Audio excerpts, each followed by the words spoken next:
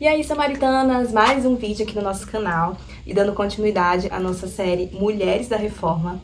Hoje eu vou falar sobre uma mulher muito fina, muito requintada, uma verdadeira princesa. E de fato ela era uma princesa mesmo. Eu vou falar sobre a Margarida de Navarra.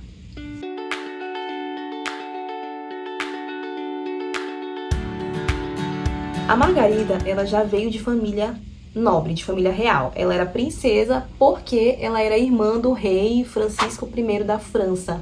Então, assim, ela já carregava esse título mesmo desde sempre. Estudou nas melhores escolas e não apenas isso, ela era também uma mulher, uma jovem, né, muito caridosa, muito voltada, assim, né, para ajudar o próximo. Ela era muito religiosa, ela era alguém que realmente vivia o catolicismo ali, né, o cristianismo na veia mesmo.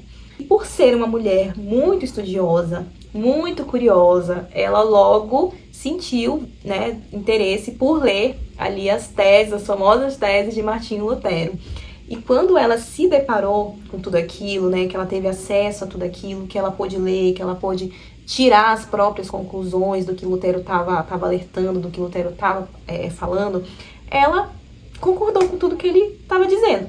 Ela começou a usar o seu poder de influência, que não era pouco, né, em prol da reforma, em prol das pessoas que pregavam sobre a reforma, que naquela época já era uma quantidade, né, bem assim expressiva de seguidores, de pessoas, só que a gente não pode esquecer que ainda eram perseguidos.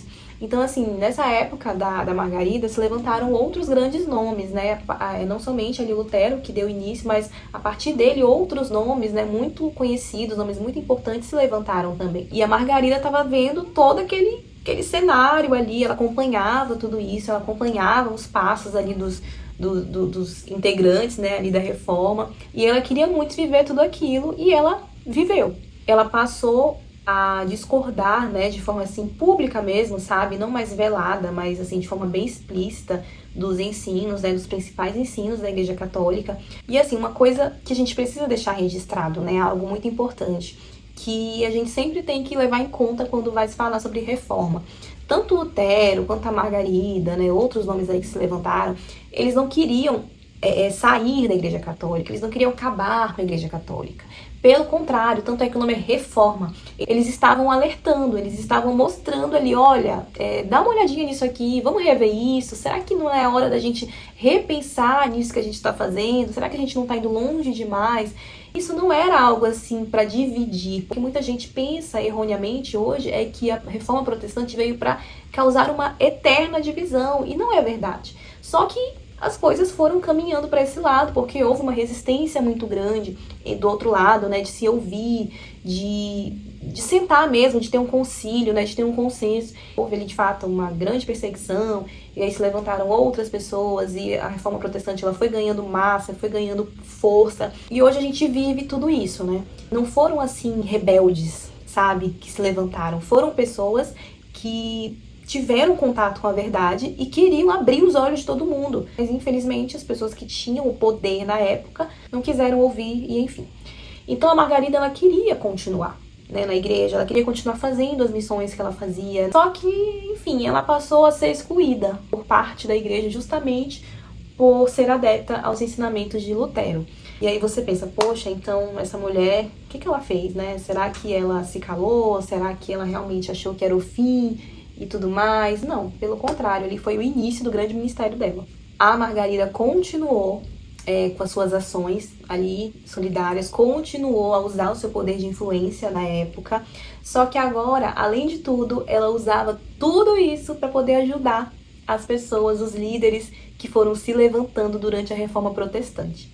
A Margarida, diferente ali da Catarina, que a gente viu no outro vídeo, ela teve uma participação assim um pouco mais de destaque, né, digamos assim, na reforma. Enquanto a Catarina foi muito dos bastidores, né, que você viu que foi extremamente necessário na época, a Margarida, por ser uma mulher muito estudada, estudou nas melhores escolas, né, veio de uma família ali realmente rica, né, família real, ela usou isso a favor.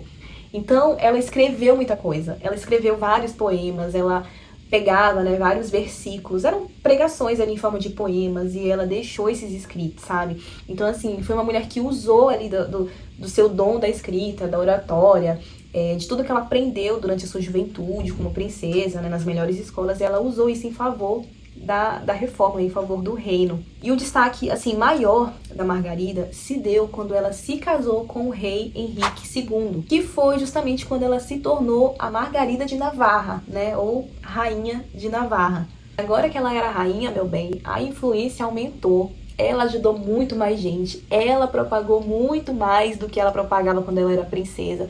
O estrago foi assim realmente estrondoso. E foi justamente nessa época, como rainha, que ela ajudou, inclusive, o Calvino, que é um dos nomes, assim, muito conhecidos da Reforma, né? Calvino estava sendo perseguido. E a Margarida ali, com a sua influência, né? Tanto de ser irmã do rei Francisco, lá da França, como esposa do rei Henrique, ela usou ali toda a sua posição, né, de destaque para poder beneficiar o Calvino nessa situação. E tiveram muitas outras situações em que a Margarida interviu usando o seu poder de influência, né? Toda essa história me faz lembrar de uma personagem da Bíblia que eu tenho certeza que você também já está se lembrando. A Rainha Esther, que foi também uma mulher que usou do seu poder de influência para poder libertar o seu povo. Então, assim, nós temos duas mulheres, talvez, assim, contextos, né, diferentes, porque a Rainha Esther, ela não veio de uma família rica, né? Ela não era princesa, né? Desde sempre, ela se tornou rainha porque foi escolhida pelo rei Assuero.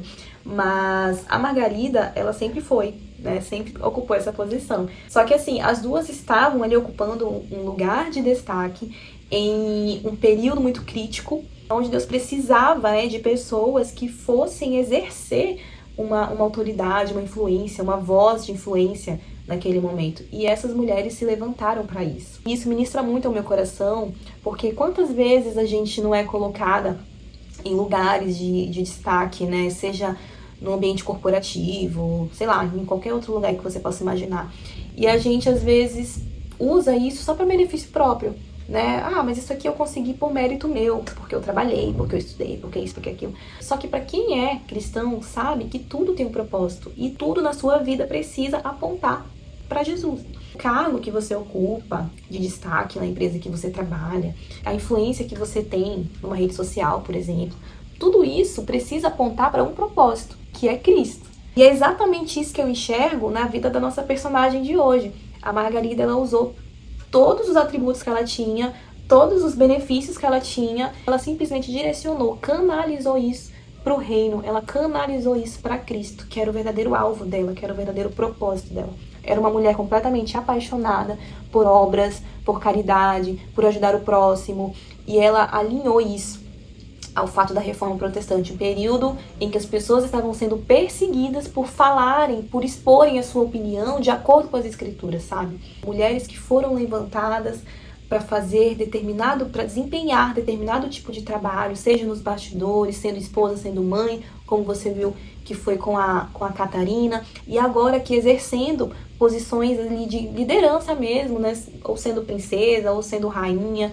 O que importa é que essas mulheres, elas entenderam o papel que elas precisavam desenvolver nesse período da história. E quantas outras mulheres, quantos homens não se levantaram, né, ali nos seus papéis de destaque e, de fato, apontaram para Jesus, né? Nós possamos, como mulheres influentes, como é o exemplo da nossa personagem de hoje, usar isso a favor do reino e apontar e canalizar a glória para quem realmente merece a glória, que é o Senhor. Porque, afinal de contas, tudo é dele, por ele e para ele.